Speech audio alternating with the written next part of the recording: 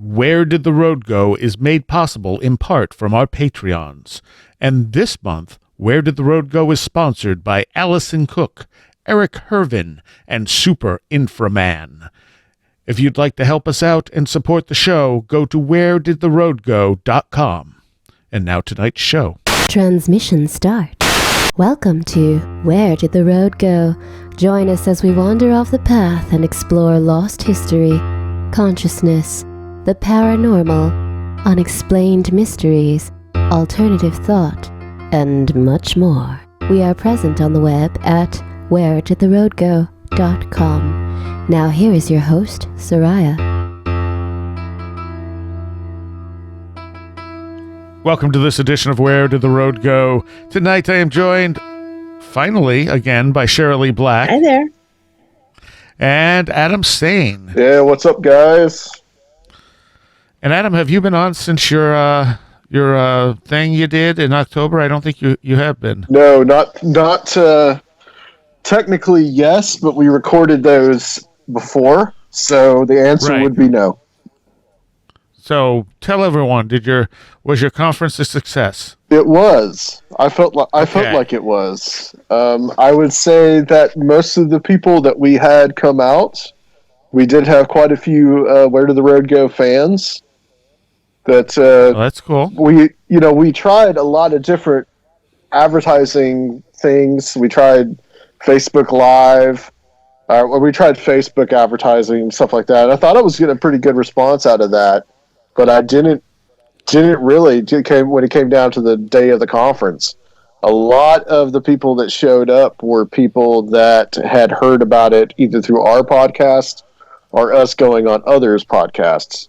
So really, like, the whole podcasting network thing that we have now really was what worked the best.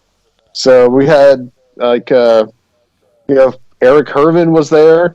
One of you guys Patreons, he was there. Oh, yeah. No, I know Eric. Yeah. Eric. I've hung out with Eric. And he's a great guy. Eric was actually there most of the week because he had some other event that he was going to in Nashville and the next weekend. So we actually got to hang out with Eric on that Wednesday night too. Took him around, showed him some weird, interesting sights in Nashville, and then it was him and like I said, there were some other people, a couple that had heard about it from Where Did the Road Go, and some people from the Grimerica podcast that were associated with the Grimerica podcast came out. So I'd say we were probably around about 40 people altogether, which I think was pretty much like my personal goal. I think that if we'd had a little bit more time, and this is a hint, I think if we'd had a little bit more time to have plugged it on a lot of different shows, that would have given a lot of more people the time to make their travel plans and all that kind of stuff. So we are looking at possibly of September of next year doing part 2. And we are hoping that the host of Where Did the Road Go will be there with us this time. I'll ask him. I'll see what happens. I mean, I know he was interested. I know he's really busy. So if you can get him down to Nashville, that would be great. Well, good. I'm glad it was success. Yes.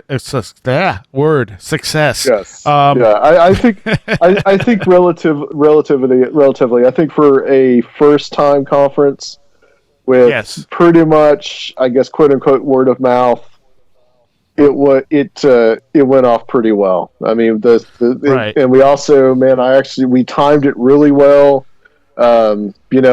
Tim and Timothy Renner, Tim Banal, Joshua Cutchin, Josh, all those guys, they pretty much knew what to expect from doing other conferences. So it went pretty easy. It went pretty smooth. The only thing that I will do different, I think, next year is to not cram everything into one day. I think we'll try to do 2 days next time. Yeah, that makes sense. Yeah. I think you can add a few extra things. Right. Whatever. We may have, we're just kind of in the planning stages of this, or just kind of formulating it, but we might have some extra kind of events that we may do around town. So I guess everybody stay tuned if we make hopefully we're going to make an official announcement I'm gonna try for February or March. That way, that's 6 months for people to get their travel time together. All right. Well, tonight's show was actually it was a question one of my listeners, Melissa, asked, and she had messaged me and said specifically, what constitutes actual versus perceived experiences? All experiences are equally paramount, tailor-made to affect and perturb the experiencer in a significant, intimate way, but specifically, what constitutes actual versus perceived? And I thought that was a great question. That is a great question. That's a difficult question, really, to answer. It is. My short answer to that is how it affects the person. Because I think if you hallucinate, it doesn't have the same effect. And I think that's been shown on like Dr. Ring's work, which obviously Cherylee is very familiar with, that both near-death experiences and UFO experiences seem to have very definitive effects on people afterwards that are not normal for, like, if someone just dies and doesn't have a near-death experience, they don't have those same after effects. Yeah, that's true. And I mean, when it comes down to it, like, a lot of people will say, well, in science, you have to be able to measure something. You can't just perceive it. But technically, even science is all done through our perceptions as humans. Like, you might be taking the measurement, but that's you taking the perception. Yeah, that's exactly it. I mean, everything comes down to how we perceive things. So in terms of, like experiences, there's nothing physical about having an experience. It's not an object. Right. Yeah. Right. Yeah. It's what is it? It's subjective, right? I mean, it's your personal experience.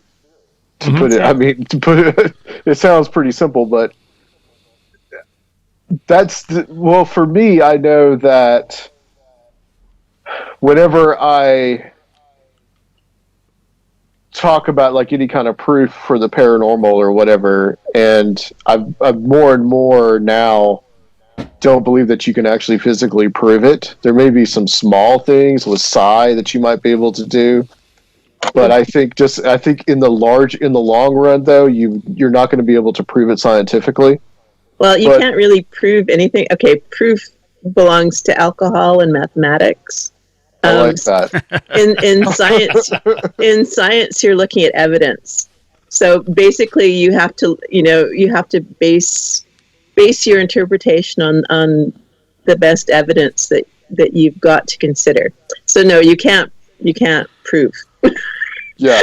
And what constitutes evidence? Well, to finish what I was going to say was just like it's really about how the experience affects them.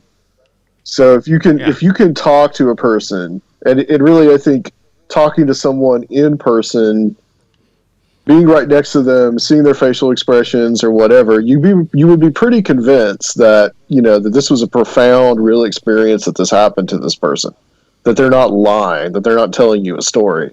Sometimes you can hear it in the voice too, but not all these. I think when people have like mundane experiences that are still very much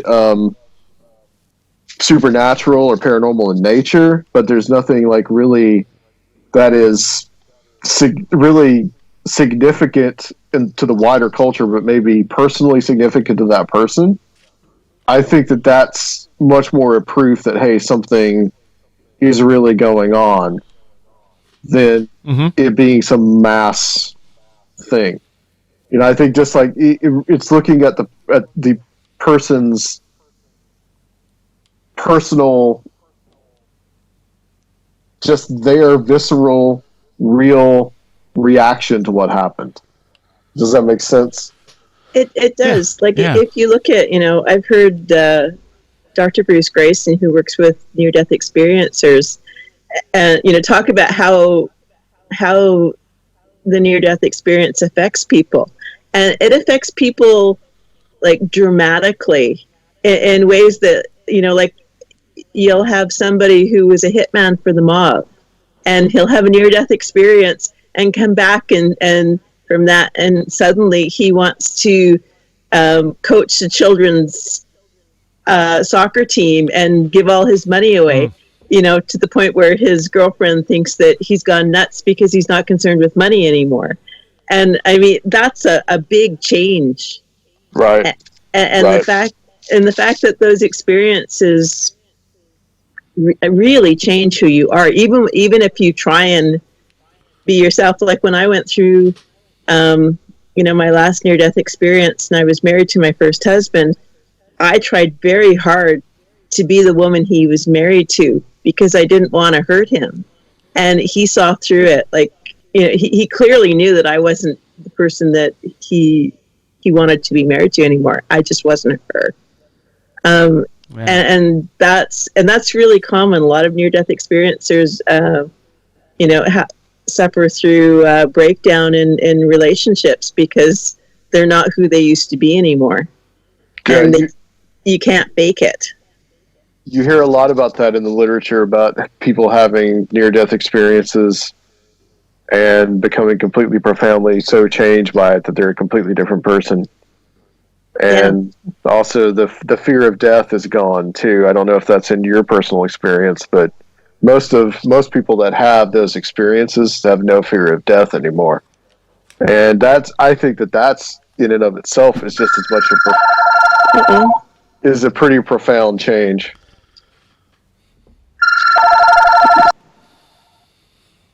That was loud. That's Cherylee's end. She just muted herself. Sorry about that, everyone. And the thing is, you would think, okay, so someone's dead on the table for 5 minutes and then comes back. You're not expecting them to have things like higher IQs, more spirituality. You're thinking more brain damage. Right. And that's not what you're seeing. But you do see it in some cases. It's the near-death experience that seems to make the difference. Yes, that is very true. And that personality change in and of itself should be an indicator that something real is going on, at least with that person. Yeah. Cherylee? Sorry, my apologies. Apparently the IRS, which makes no sense because I'm Canadian, has an important message for me. Oh, wow. That's amazing. So you get you get robocalls, those BS robocalls. Spam. Yeah. So the IRS in Canada. Wow.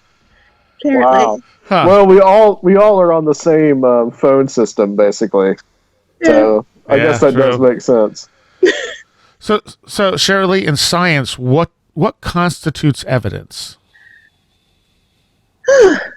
Well, now that I'm trying to get back in the channel. Well, okay, if you look at studies of near-death experiencers, what they looked at for evidence were basically consistencies within that sort of study population that was, say, different from non-experiencers. So that's something that can be quantified and measured. I mean, basically, when you're looking for evidence, scientifically, you're looking for something that can be quantified. Okay. And you can quantify if 80% of near-death experiencers say they're not afraid of death, and 5% of the population in general. I don't know what the actual numbers are, but I'm just putting it out there that, well, that's a significant difference. Gotcha. Okay. And those are the kind of things you can use to measure experiences that aren't, say, physical. Now, if you're looking at, say, a UFO experience and the UFO left imprints on the ground, well, that's something that you can measure. But you still have to have the experience to tie that to, because if you just see random holes in the ground and you have no idea what they relate to, so you have no context. Yeah. Well, I guess, one of the places you hear evidence thrown around a lot is in ghost hunting. They'll get an EVP and they'll say, "Oh, we got great evidence." Yeah. But does that really qualify as evidence of, like what factors are missing there? Right, because an EVP could be anything. Yeah, and I've heard some pretty compelling ones, but they're easily faked, and B, that what is it they call that pareidolia, audio pareidolia can take effect too. Well, true. Sometimes they're very clear. Go ahead. Well, I was going to say that my thought was that you would need the human context.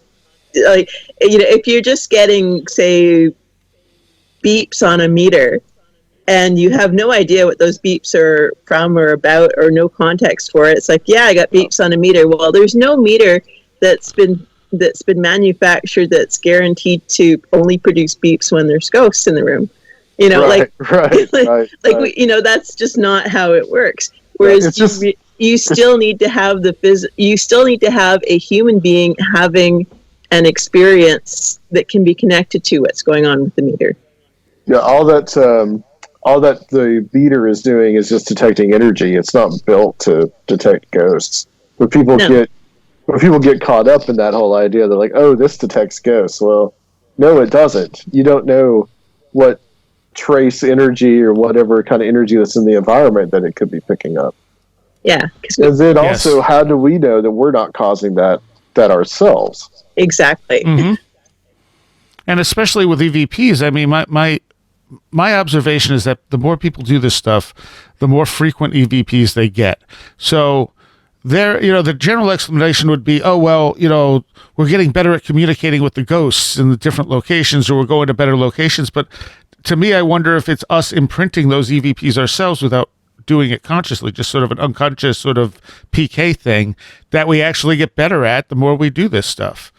Yes, right. And you'll find in some ghost hunting groups, they'll only get EVPs when one particular person of the group is there. That's true. That's very true. And it doesn't matter if they're touching the machine or have anything to do with the machine that's picking it up. It could just be that they're the medium. Yeah, that's true. That they're functioning as a medium and they don't know it. That was a strange noise. It was. It's an EVP. It sounded like somebody dancing in sand. Oh, that was probably Adam. Oh, I do that a lot. I rub around in sand like a chinchilla. So that's how I clean myself.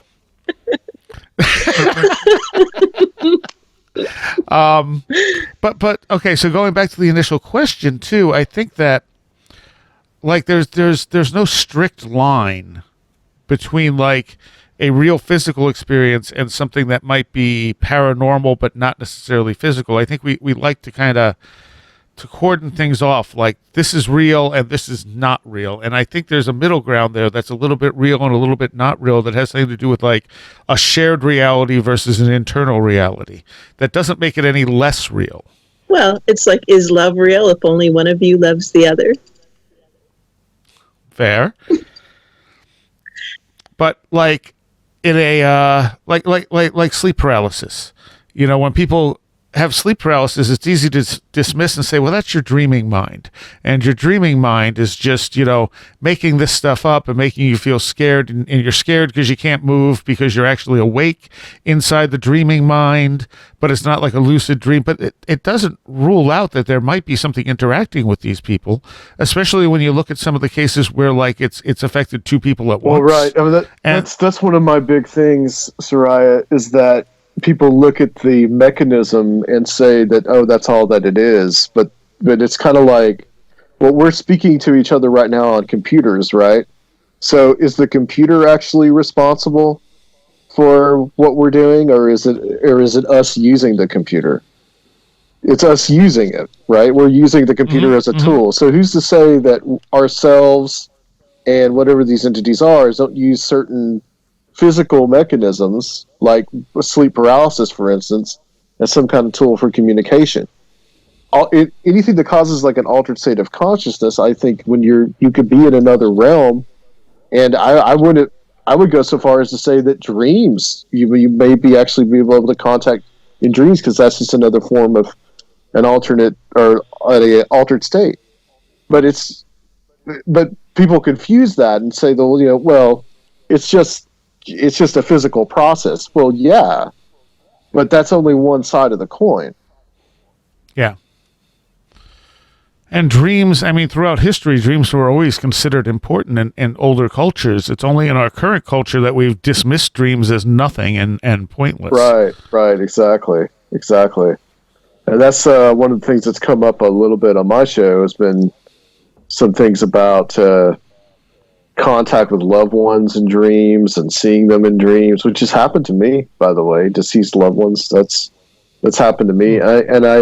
I don't discount like the significance of dreams. Well, and seeing loved ones in dreams that have passed on. I don't know if you're familiar with the book Hello from Heaven. I've heard of it.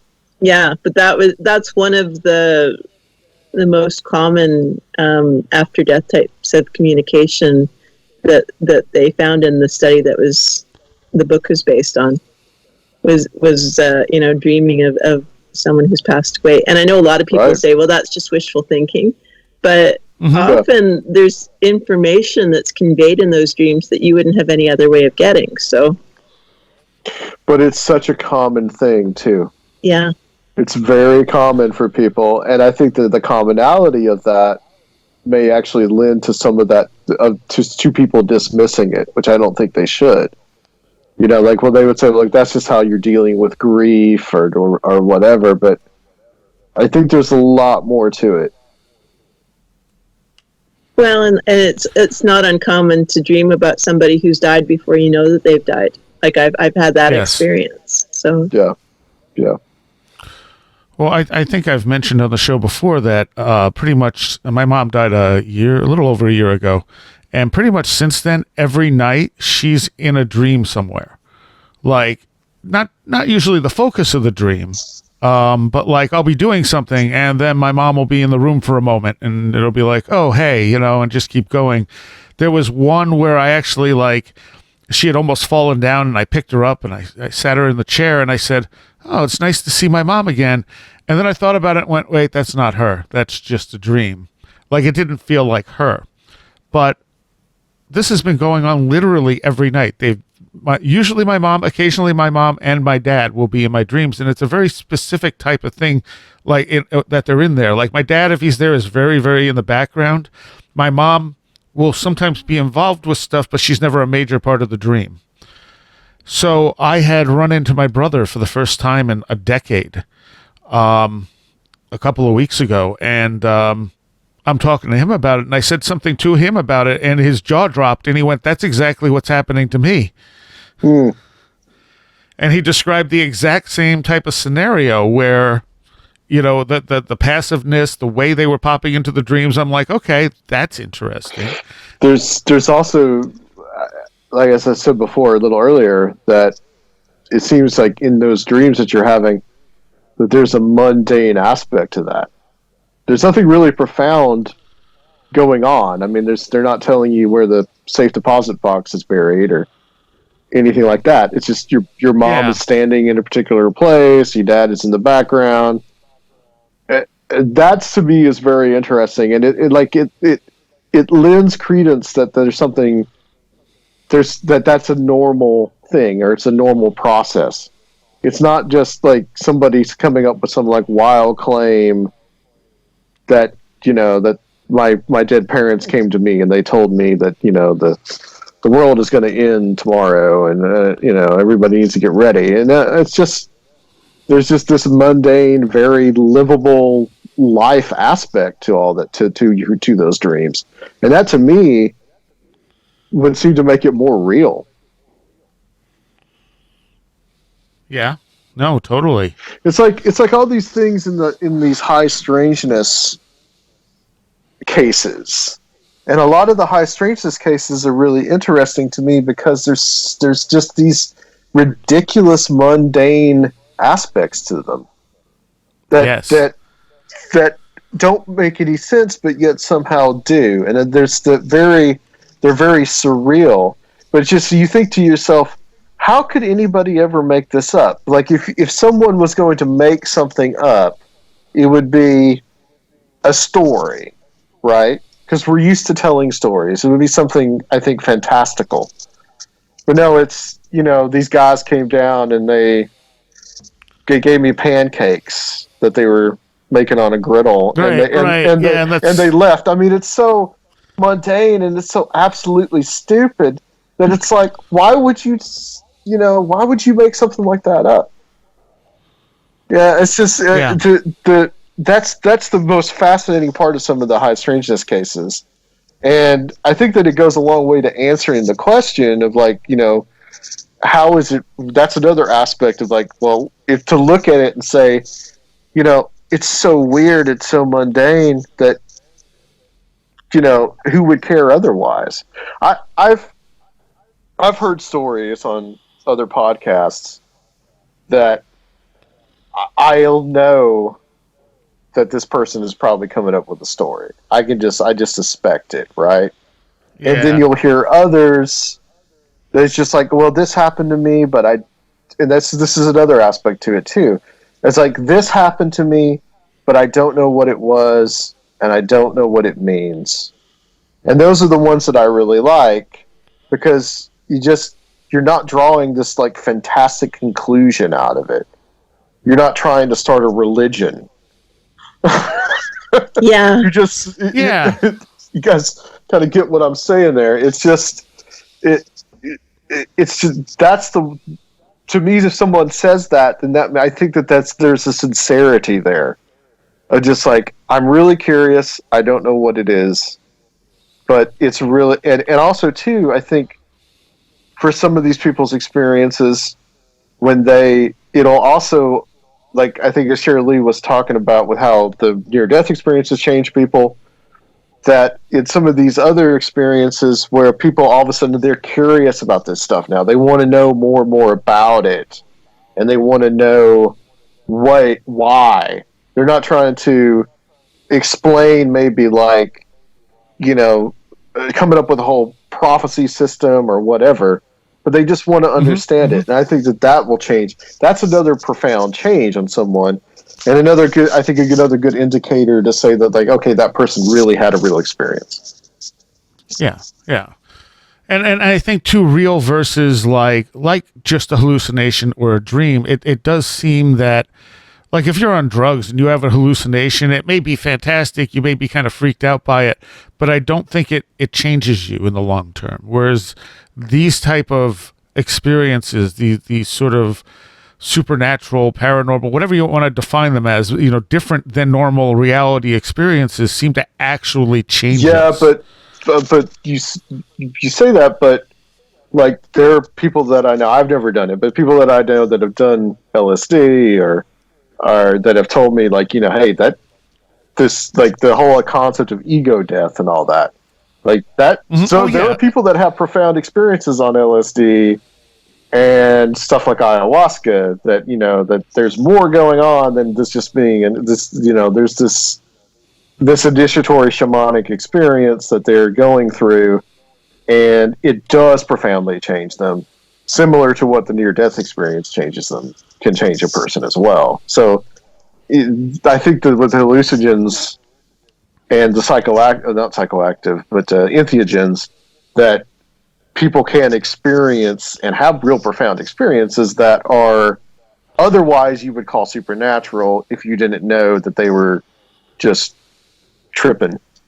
And I mean, okay, so that's fair. I mean, especially when you're dealing with things like ayahuasca. Yeah. So I guess that's a bad example, but I mean, I guess there's a difference between a simple hallucination and something that may seem hallucinatory but have an effect on you. Right. I remember John Keel talking once about how he was really sick once and he saw something floating at the end of his bed. I don't remember what it was. And he's looking at it and he's just like, oh, that's interesting. I'm hallucinating. There was nothing profound to it. Even when I had the Kundalini hallucinations early on, where I was seeing smoke come out of the end of my trombone, there was nothing profound about it. Mm-hmm. I knew I was hallucinating. I knew it wasn't there, but I was seeing it anyway. That's very different to the things where something happens and it changes the way you interact with reality. Yeah. Yeah, there's probably I'm sure that there is a difference. It may be just okay. I'm hallucinating, as opposed to I'm still hallucinating, but I'm actually having a profound experience somehow. Again, I go back to the whole mechanism thing. I mean, obviously, these drugs are a mechanism for people to contact something. Maybe sometimes they don't get contacted. And maybe sometimes all you get is just noise. That's a possibility too. It may be our inner selves, our unconscious that we're communicating with too, or our holy guardian angel, as Crowley would call it. The higher self. I think Jung talked about that too, right? Yes. Cherylee, what have you ever done psychedelics, Cherylee? No, I can't even take aspirin. No? That's what I thought. Yeah. So no. And I haven't either. No, and I mean I've had enough. I guess for me, I would say that I've had unusual experiences that didn't change me so much, but that might have had more of effect on, say, people around me. Like in one case, we were having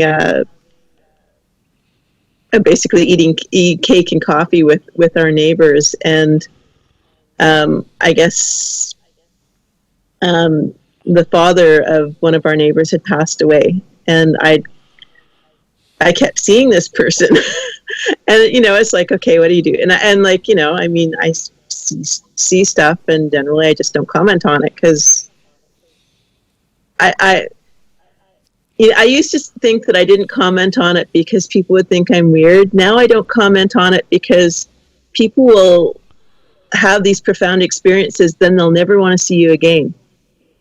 It's just how it works. And so, but in this case, I kind of commented and I said, have you been finding foreign coins around a lot? And I mean, they had. I mean, these are coins from Russia, which, not something you would typically find on the street everywhere you go. And I said, well, I think that this individual has been leaving and them has a sign for you. And they started crying and they said, yeah, we've been seeing them and we've been wondering. And so, so for them, it was a much more profound experience than it was for me. And I mean, it was still an experience for me, but it didn't change who I was or anything. Right. But it affected them. Now, of course, not surprisingly, they moved away shortly after that. But, and again, I swear it's how it works. And I don't know why, but it's how it works. Karen Crisis, when she was younger, she said that she used to just see people and not realize that other people weren't seeing them. And she relates a story where she went on a date with this guy, and she's in a restaurant, and she kept bumping into people and apologizing because the restaurant was so full. And finally, he looked at her and went, "What are you doing?" And she's like, "Well, I just bumped into that person." And he's like, "There's no one really here." And that, of course, didn't go over very well with that date. Yeah. But it was because of that she started kind of repressing her ability to see this stuff and trying not to see it because she didn't even realize that this was stuff other people weren't seeing. Huh. Yeah. No, I get fooled sometimes. To her, it was normal. Yeah. Yeah. Like, I don't like to say hello to strangers. If anyone else is there, I let them say hello first. That's interesting. Wow. Wow. There's the movie A Beautiful Mind had an interesting thing in there because the main person, and I can't remember who he is. He was a mathematician, but he also had schizophrenia. Nash? And it might be. Yeah. It was an incredibly good movie if you haven't seen it. But at the end, someone had come over to talk to him. And he had to stop someone and be like, "Is he real?" And they're like, "Yeah." And he's like, "Okay." And then he kept talking to him. Yeah. Because he just wanted to make sure he was talking to someone that was actually there, not a hallucination from the schizophrenia. Yeah. Right. And we're dealing with schizophrenia. How much of that is, not mental illness. Like it may be a mental illness because of the way we deal with it, but I remember hearing studies where they have the people talk to the voices in their head. You know, like instead of trying to repress them or block them out, they have them actually converse with them, and the voices get less hostile, less destructive, and things like that. And to me, it's almost like, doesn't that kind of mimic poltergeist activity? You know, you're seeing really destructive stuff coming out of someone. Is schizophrenia sort of an internalized poltergeist, you know? Well, and I mean, I've had talks with different psychologists about, these issues, and essentially if somebody is functional, then they're functional. That's really a sign of being healthy. Whereas if you're having the experiences and you're not functional, well, then there's, then that's a sign of illness. And, if you're hearing voices and doing everything they say, well, why would you? I don't do everything anyone tells me to do. Like really. Yeah. So being aware that if you're schizophrenic and you are aware that the people that you are seeing are not quote unquote real, then that means that you are aware that you have an illness. But if you're not aware of it, then that's really when it's dangerous. True, but not everyone who sees people who no one else sees are schizophrenic either. That's true. And do you guys remember the whole Slender Man thing with the girls that tried to kill the other girl? Yeah. You remember that? Well, it turned out that, and there was a documentary that HBO did about it, and it turned out that the one that was the instigator that wanted to go live with Slender Man in the woods, she turned out to be schizophrenic, this little girl. She was about 12, 13, which is about the time I think that it really starts to manifest. And her father is schizophrenic. And she spoke to all kinds of invisible characters. But what's interesting to me, though, was that when she was little, like probably 4 or 5, they interview her mom, and she could always say that like her daughter would talk to people that weren't there. So is there a possibility that there could be more going on there? And then on the wider aspect of it, is it possible that there could be going on more with schizophrenia?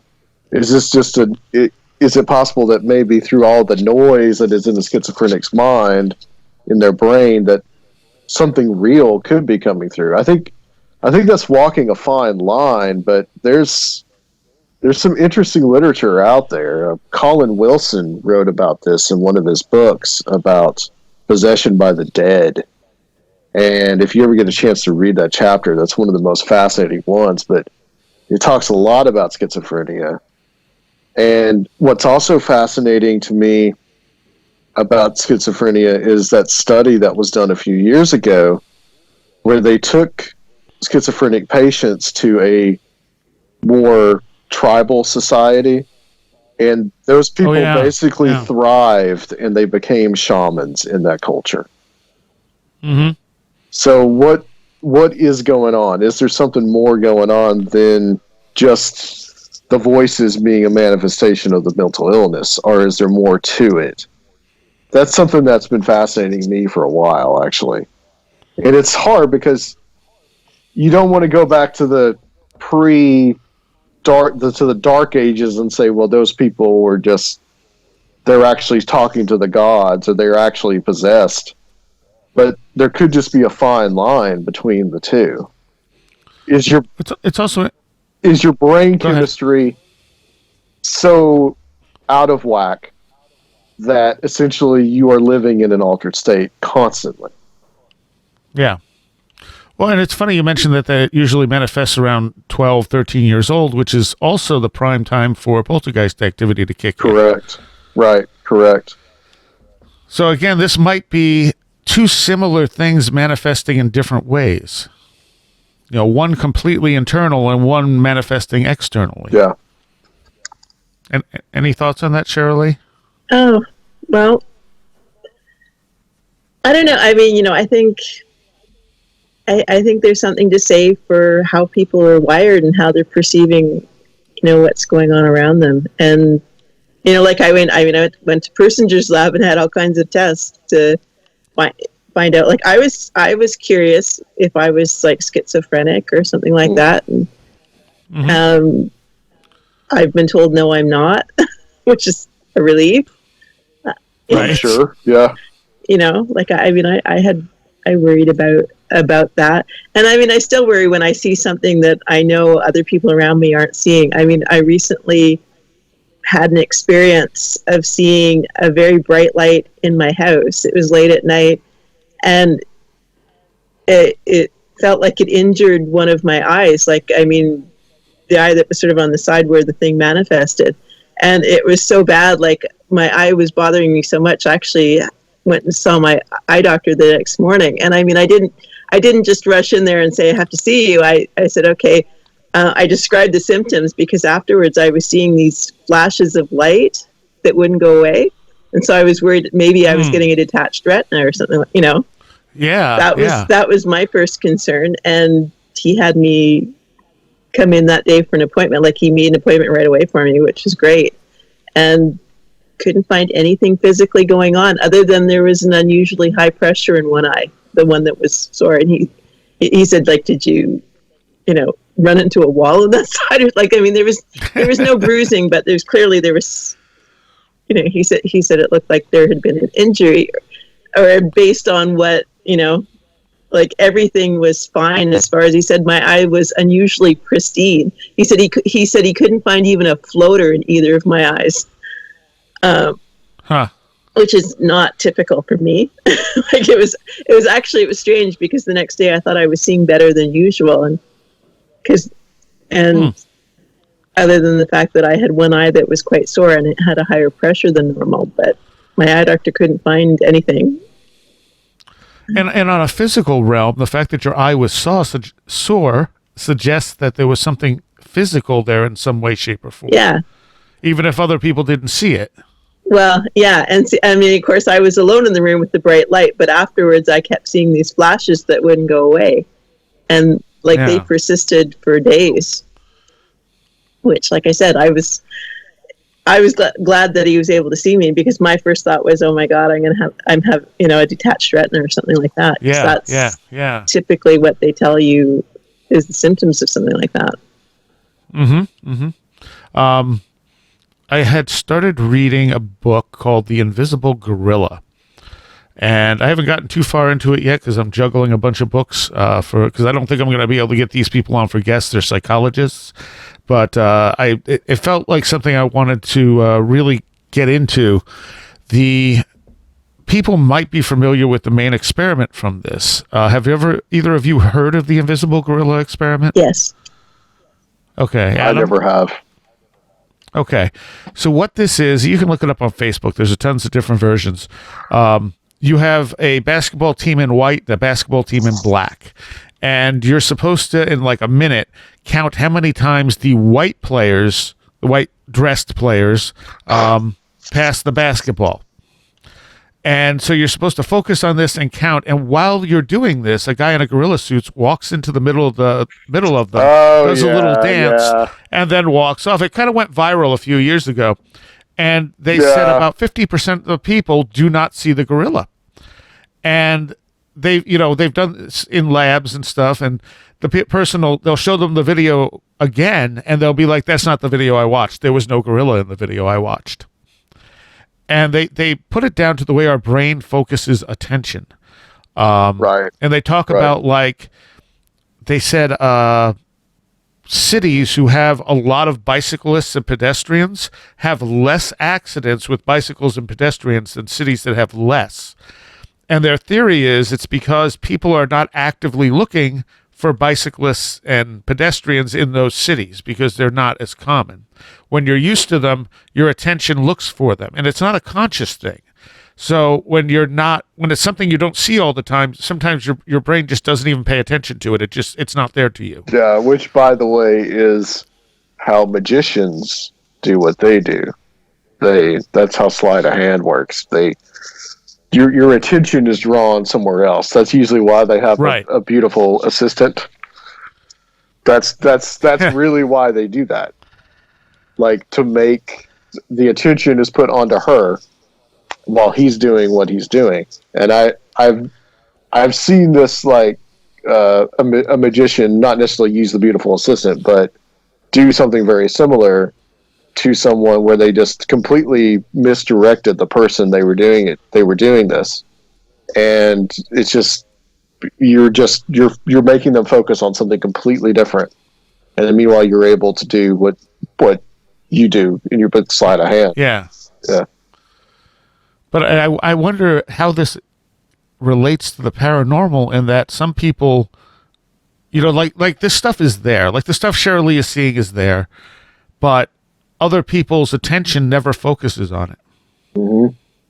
Yeah, and I've often wondered, because you'll see people avoiding ghosts, like they'll walk around them. Mm-hmm, mm-hmm. Which, I mean, when I was a child, I was sure everyone saw them because people walk around them. But clearly they don't consciously, but some part of them does. So in other words, subconsciously they know they're there, but consciously they don't. Yeah. Weird. Interesting. It's kind of important in all this stuff to realize just how little our brains actually tell us about what's going on around us. Well, it filters a lot of stuff out. Yeah, I mean, that's basically what the brain is. It's a big filter. Yeah. Otherwise, you'd probably go insane instantly. Yeah, you wouldn't be able to function because there'd be too much data. Well, and it's the same as like when I commented that if I share these experiences with somebody, and particularly if it's like important and profound to them, that I will never see them again. Like, they will get as far away from me as they can after that. And I think that's part of what most people do, is that they'll have the experience and then they'll kind of put it in a shelf and forget about it, and it won't really be there anymore. Just every so often, occasionally, they'll think about it, maybe. But for the most part, people are really good at forgetting unusual experiences. Like, some part of them just needs to do that. Yeah, yeah. And how much of that is our culture? Yeah, probably a good part of it, I'm sure. But I don't know. I think there's some importance to forgetting. Okay. Well, Seriah, I mean, I'll bring it up again. I mean, you've talked a lot about the experiences that you've had where people that you were with did not see what you and another person were seeing. And we talked about that with the two guys and the weird creatures and how their perceptions were radically different. I think that's probably another one of those. Probably it's a coping mechanism, but it's just our brain probably filtering out what's actually going on. And some people can pick up on it and some people just can't. Well, the incident I had on the cliff edge, where there was something behind the tree shaking the whole tree, and then when I went around there was nothing there and the shaking stopped, and I went back and it started shaking again. From my memory, before I eventually went back to my notes, from my memory, my friend Dave was the one that saw it, and my other friend didn't, because Dave had been with me for all kinds of weird stuff. So my brain just naturally assumed, it must have been Dave that saw it, and the other guy didn't. But it turned out Dave was the one that didn't see it, which almost doesn't make sense, because obviously Dave was someone who has witnessed this stuff. This stuff has happened to him with me. Why did this one he not see? And the other person, the fourth person that was there, had been way over on the other side. And he was just sitting on a bench over there. We could see him while this was happening. And he eventually got up and he collected a whole bunch of big rocks. And as he started walking toward us, he started throwing rocks right where that thing would have been standing. And we said, "Hey, is there anything over there?" And he's like, "No." And we're like, because the tree is moving and they're shaking. He's like, yeah, I'm throwing rocks. And it's like, no, it was doing it before you were throwing I always wondered, like, did he somehow perceive something there and not register it? And that's why he was throwing the rocks right where that thing was? Yeah, it's like somehow that he knew something was there at some point. Yeah. He couldn't see it. He wasn't directly perceiving it, but some part of him was like, okay, I'm going to throw rocks at that thing I don't like. Yeah. Well, that's almost like you go to some kind of like weird kind of primeval instinct, right? Yeah. Yeah. You know, like a self-defense or fight or flight. You know, in that case, he's fighting by throwing rocks. I've stupidly repressed that instinct to observe instead. Like, I could feel the instinct kick, and I just stop and observe because I never know. And like, I had a tree fall. It's like years ago, I think it's almost just like a deer in headlights there, Seriah. Sort of. I'll take up sort of a defensive stance, but like walking in the middle of the night and I hear crunch and like this loud sound, and it was half of my tree collapsed and fell to the side, and it wasn't very far away from me. And it sounded like a herd of something running right toward me, but instead of like running to get out of the way, I just stopped and went, what is that? Where's that coming from? What exactly is that? And like the tree landed maybe 5 feet away from me, and I'm like, cool, tree, glad it didn't land on me. You know? Maybe it's not super smart to repress that instinct sometimes. Yeah. Because like if it had been, say, a herd of deer or something, they would have just run right through me. Were you outside when it happened, or were you inside? No, I was outside. I was right between my shop and the house, which will make sense to you because you've been here. Yeah, I've been there. Yeah. And so it came from the darkness behind toward the barns. It was one of those trees just dropped in half. Just like randomly? I think it was just getting weak, and it was raining really hard, so I think it got heavier and heavier. And the branches are out in a weird way. Like, the fact that it broke wasn't like paranormal in any way. Yeah. It's just that it happened right then when I was walking between the store and the house. Okay. And you know, like I just repress it. Not paranormal that you know. Yes, Bigfoot pushed over my tree. Could have. You never know. You do live out in a really isolated area. Bigfoot's probably hanging out there. That's like the last sleep paralysis I had. I don't know if I talked about it on here. I might have talked about it on a Patreon segment. But I had a dream that I was looking through the house, I was looking through my parents' old bedroom, which I still haven't cleaned up in the years since my mom died. And I was going through it, and I was starting to clean stuff up, and I started thinking, wouldn't it be great if my dad hid like $10,000 in cash somewhere here and just forgot about it? And then the dream had all this poltergeist stuff happening, and I woke up, and I'm like, yeah, that would be cool. Well, and I rolled over to go back to sleep, and as soon as I rolled over, I felt something like climb on the bed with me. And I'm thinking, I'm not even asleep yet. And so I rolled back over, and it was gone. I rolled back on my side to go to sleep, and I felt saying, climb on the bed again. I'm like, all right.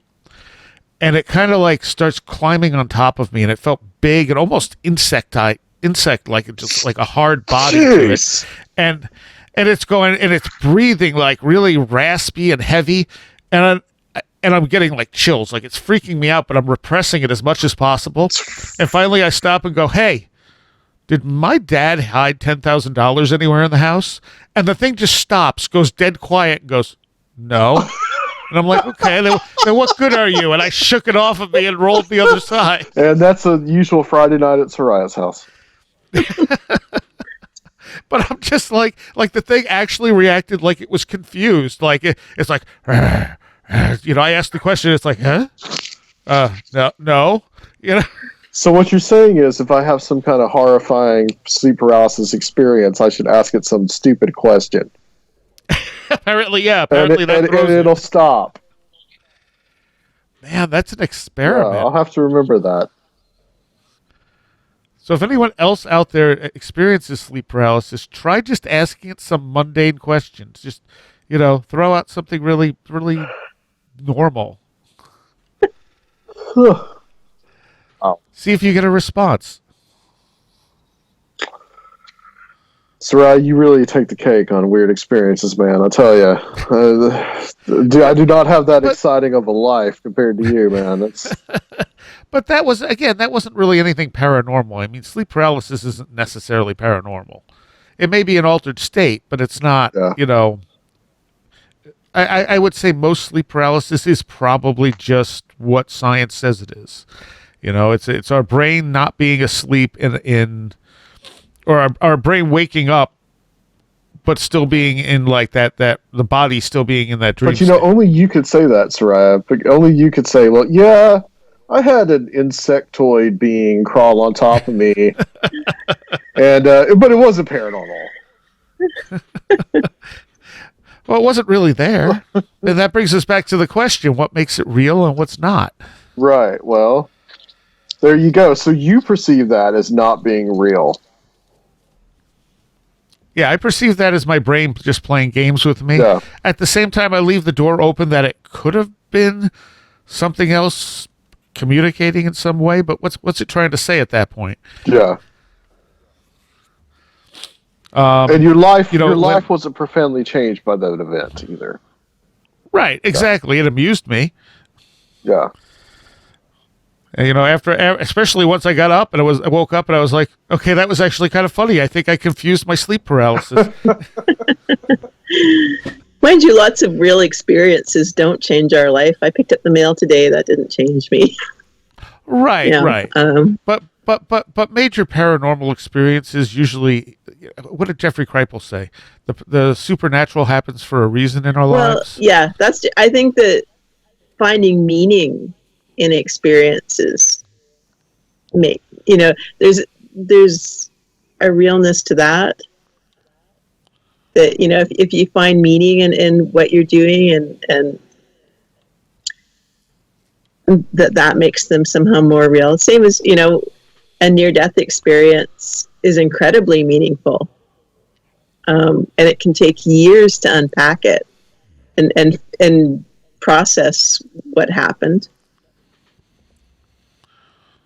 So having experience with that, Cherylee, do you think that the near-death experience is the same thing that happens when we die? I don't really know. I don't honestly know.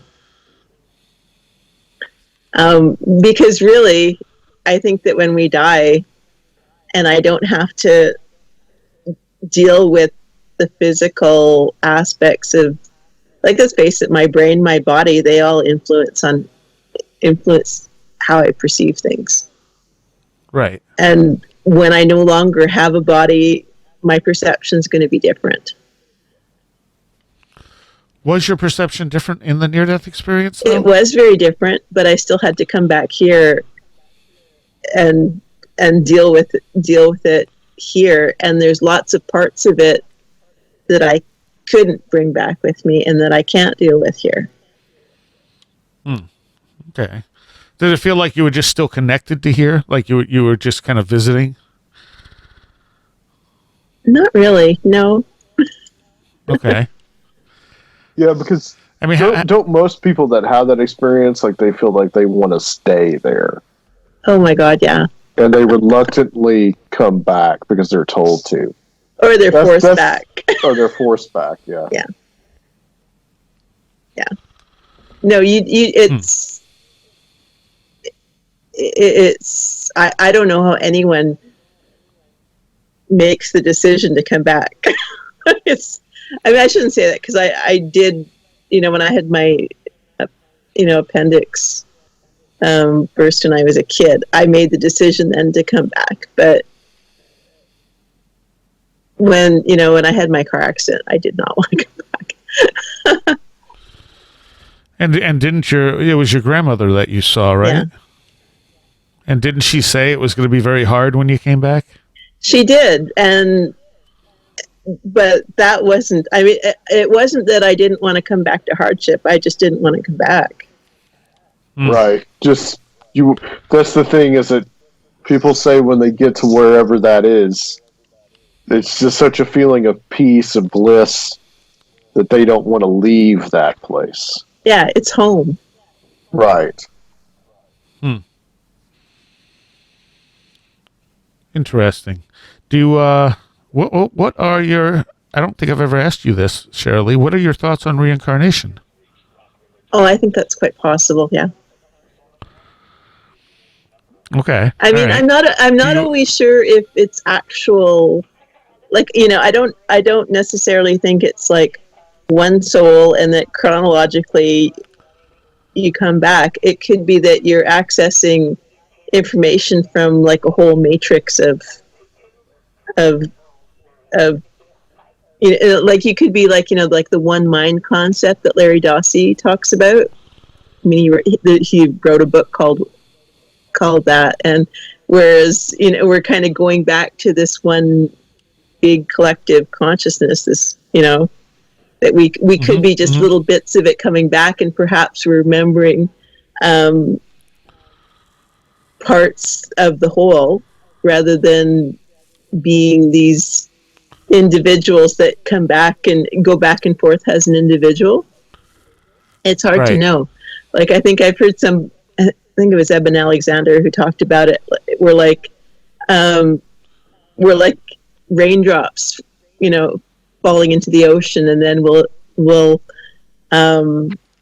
evaporate and go up into the clouds again, and then and then come back down as raindrops, and kind of as a cycle.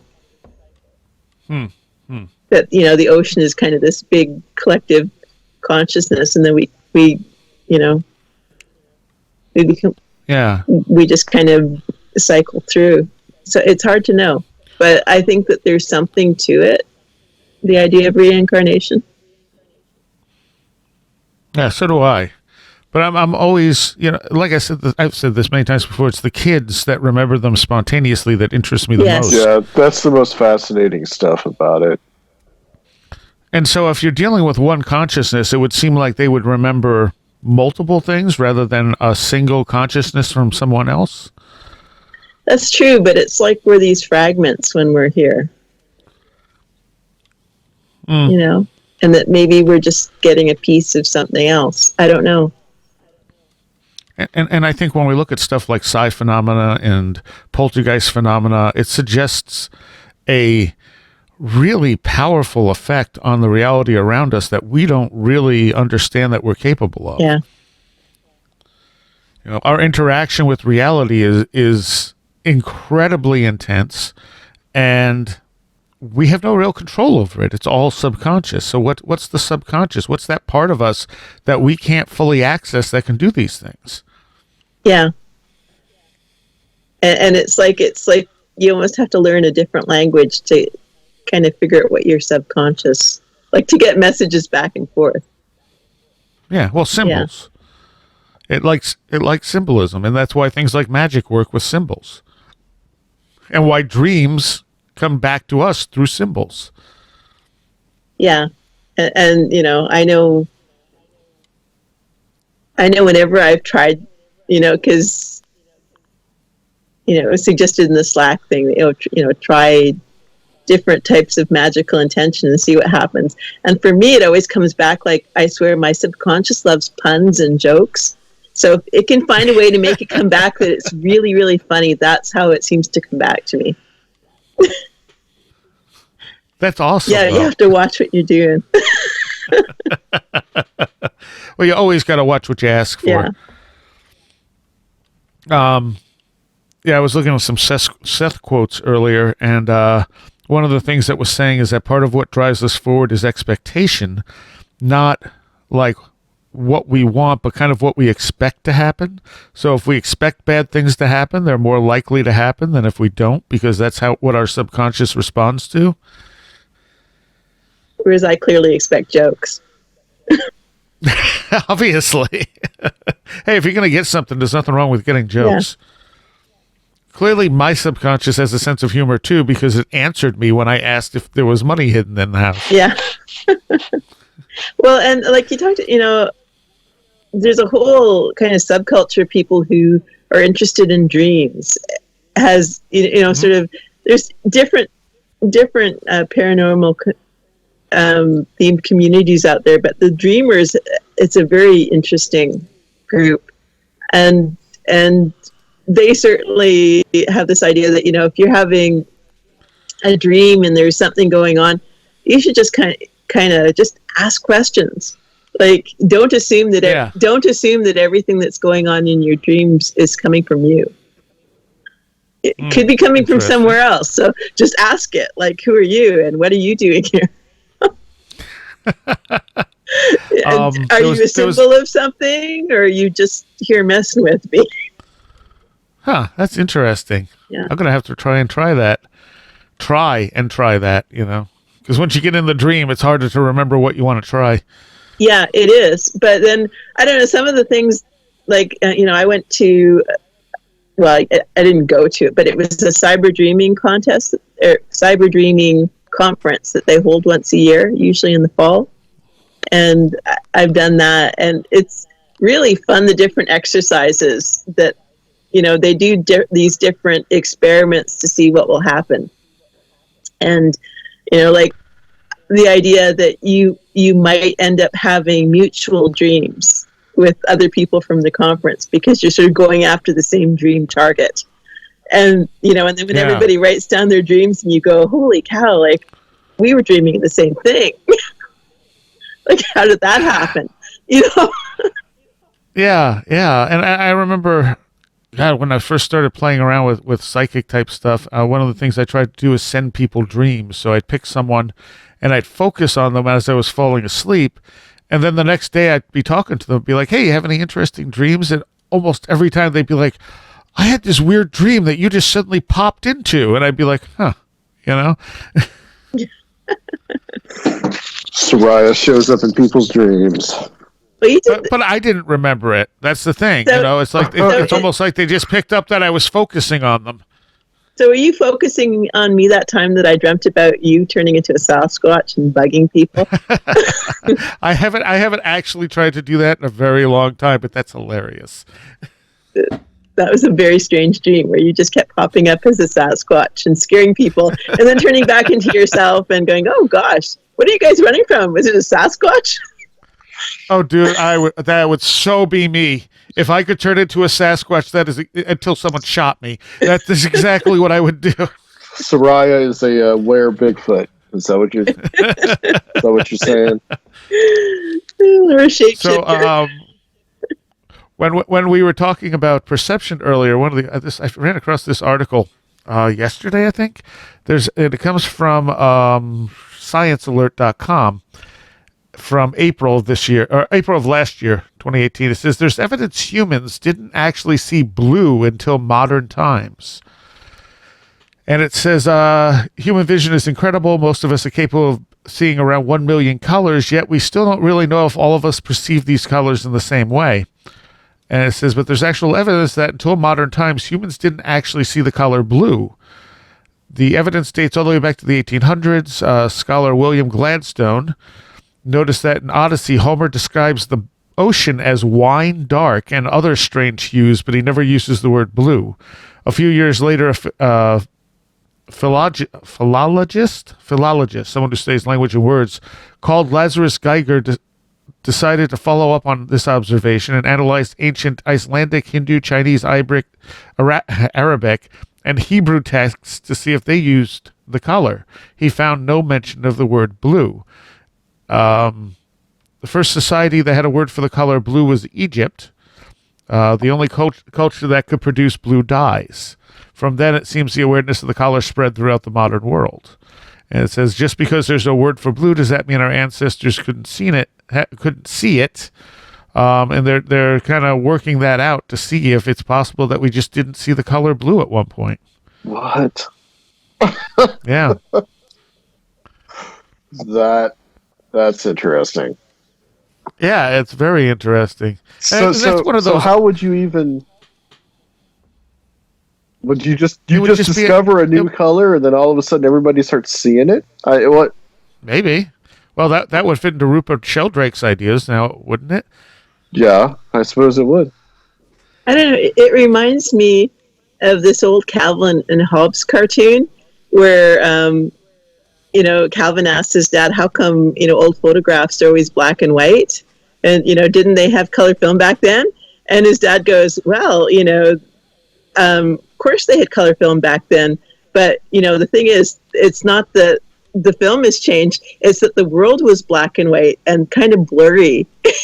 And then eventually it became clearer and clearer, and then it became color. And then, so Calvin's like, well, that's really weird. And his dad goes, well, the truth is stranger than fiction, kind of thing. And then the little kid goes, well, but, what about old oil paintings in color? I mean, if the world is black and white, wouldn't artists have painted it that way? And then it's like, well, artists were often insane. Was the dad's response, and he said, and actually, the pigments also were black and white originally, and they changed to color with everything else. Nice. I think I've read that one. And it's like, when you think about it, the explanation, clearly it's a dad playing with a little kid, and it's funny, but it actually kind of works. I can remember asking my dad when I was little whether the world used to be in black and white, because I would see all the old black and white movies, and I didn't put two together that what that was just the film that was being used. I thought the world was in black and white. Then all of a sudden it just came into color at a certain point. It's just it didn't just distinguish between the two.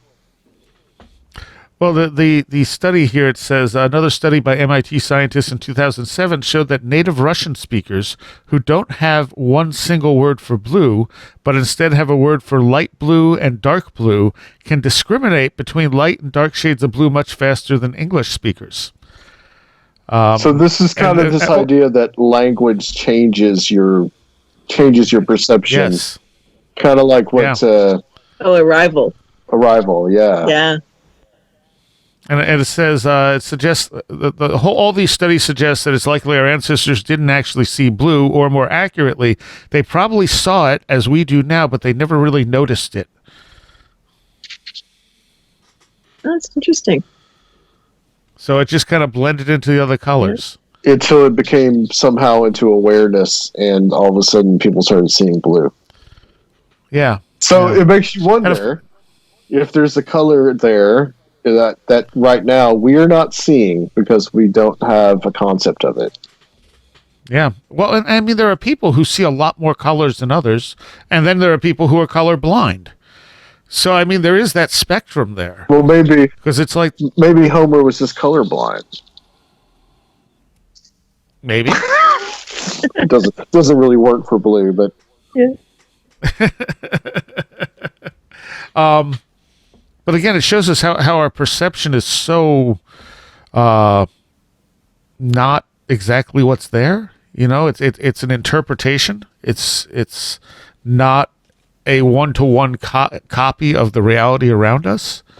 So when we're having weird experiences, I think that's even harder to say that it's a copy, that it's a one-to-one comparison. Like you're seeing something you really have no concept for, and then your brain is translating that for you. And who knows what it's going to translate to? And to some people, it's just not translating anything. It's just leaving it blank. Oh, well, that's not important. We're not going to see that. So you have to wonder if we actually could ever learn to communicate with the other. I mean, I've noticed Whitley Strieber has just come out with a book about learning to communicate with the other, and there's a bunch that seem to be coming out in the near future about that idea of learning to communicate with whatever else is out there. That if we could ever do that and really do it in a meaningful way, how is that going to change us?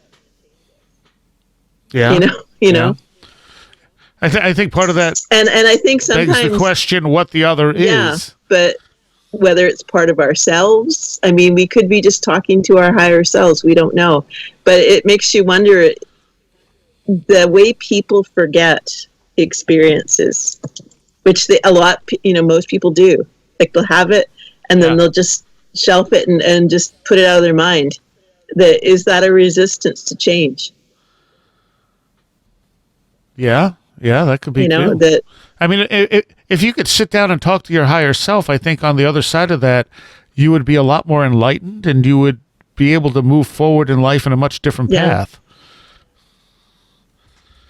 If we could all do that, I mean, that's one of those arguments that, like, all world leaders should do ayahuasca so they can deal with these issues amongst themselves and become enlightened. I'm not sure that would quite work, but it's also not a horrible idea. Yeah. Of course, there's also the issue that, that not everybody wants to grow up. Yes. Well, that's true too.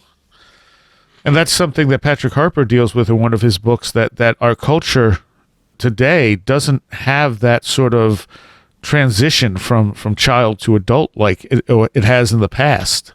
And that's causing some of the issues in our culture that we have, because a lot of people don't actually grow up. They never hit that point where they're responsible because they don't have to. Yeah, there's no milestone. There's no celebration. Oh, yeah. I'm a man now. There's nothing.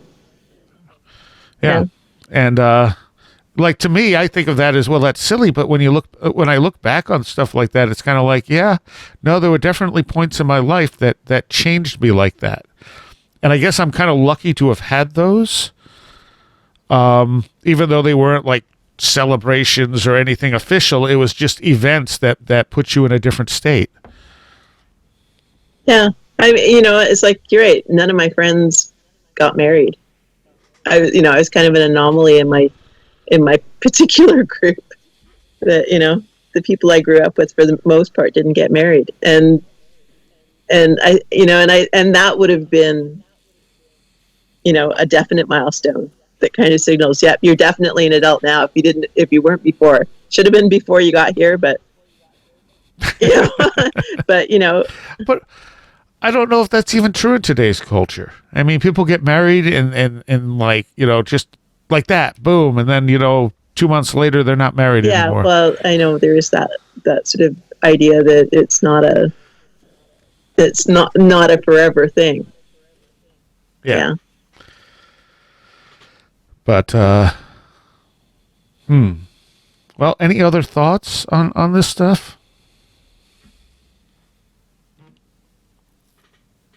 That is silence. What are we thinking? We're having unseen thoughts or unheard thoughts.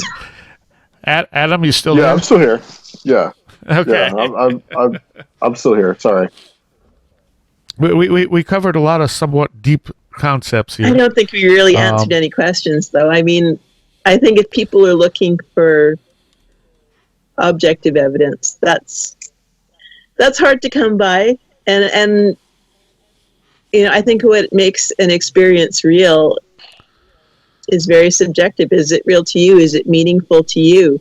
And sometimes it takes, like, I've had experiences that I couldn't find meaning in by myself. I needed to find meaning through other people.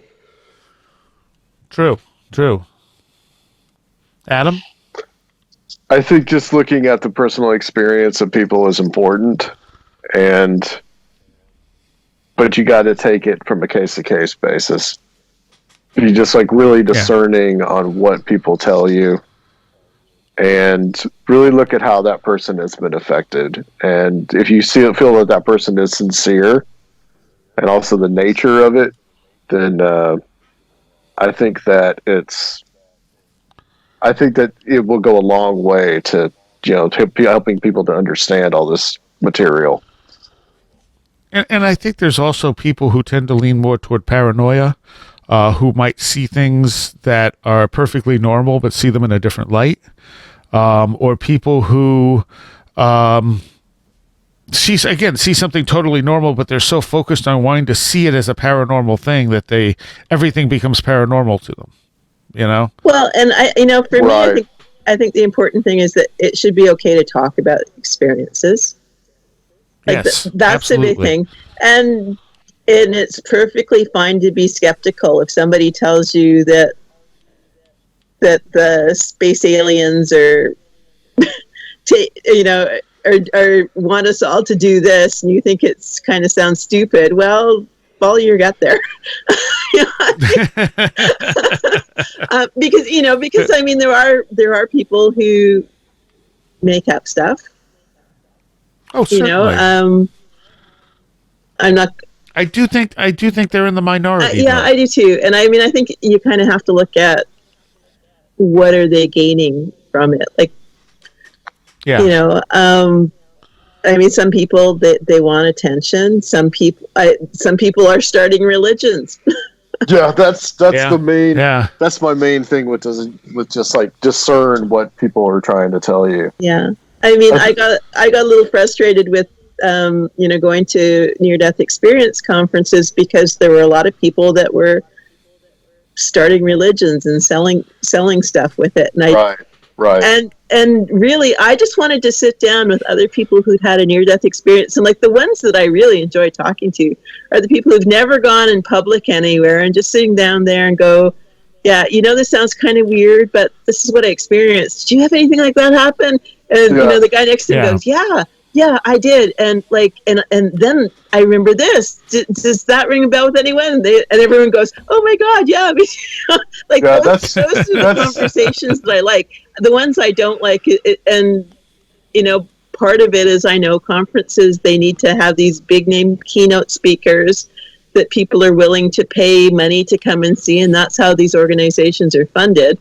But yeah, sometimes it's the keynote speakers are not the ones I really want to go there to see for the most part, because they're selling a book, and I mean, and not that they're all bad. Some of them are very good books, but it's a different situation. They're not there as experiencers anymore. They're there as part of a business. That's another aspect that I wanted that just to hit on real quick is just like the commonality of experiences too. I think is important. Yeah, people sharing a common experience, like my experience that I had, my apparition experience. My aunt saw the same thing 30 years before. It was a validation. So yeah, I think that in and of itself, that having that, it still is a subjective experience, but it's also objective because you have someone that shared exactly what you experienced yourself. Yeah. Right. All right. Well, I guess we will end there. Thank you, Cherylee. Oh, you're welcome. And Adam, you can be found where? Conspiranormal.com, conspiranormal.podomatic.com, all the archives. We're approaching 300 episodes. Nice. All right. Thank you both. Thank you. Thank you. And I'm going to take a moment to give a shout out to my Patreons. All of you are awesome, and you help make this a thing, make it real. And for those of you pledging $10 or more, a special shout out to Allison Cook, Eric Hervin, Super Inframan, Tim, Rob Drummond, Alex Whitcomb, Nadine, Damian Tallman, Edu Kamahort, Elliot Keegan, Janet Bunderson, 36 Dingo, Maria, Nate Seriah, Jennifer Campbell, American Rambler, Kevin, John Rutledge Foster, Eric Citron, Andy McNamara, Sasha Jorg, Matthias Sunby, Christopher Vaughn, Riker and Stark, Sean Cosgrove, Jose A., Roger Gonzalez, Craig Cisternos, Ray Benedetto, Lindsay Jackson K., Alfred Tuttle, Kevin Schreck, Patricia Giaquinta, William Lovelace, Mark Brady, Chris is a hot dog a sandwich, and Carla Mahoney. I thank you all so very much. You have been listening to Where Did the Road Go? This show is made possible in part from our Patreons, and we thank you and everyone listening for helping us continue this exploration of the strange. You can always find everything Where Did the Road Go related at www.wheredidtheroadgo.com. And thank you so much for your support.